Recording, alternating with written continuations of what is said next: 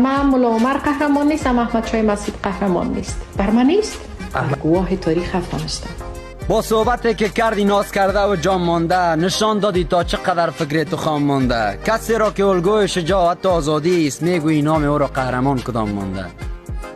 عقلت فکر کنم سر وقتی همام رفتی آنجا فراموشت شده و در همام مانده که میگویی آدم معمولی کسی را که قشون سرخ دو دسته برایش سلام داده. این را بدان گر جنگ آن کچکلا نمی بود کشور را میدیدی به پاکستان غلام مانده. با آیدی به نام بارک زیوف از مسکن در فیسبوکت دختر کلانت پیام مانده. ای بانوی زیبار خو صورت قشنگه که بی آرایش هستی برنگ نانشان مانده. کشوری که در آن همین حال زندگی داری 9 سپتامبر را به نام او نام مانده.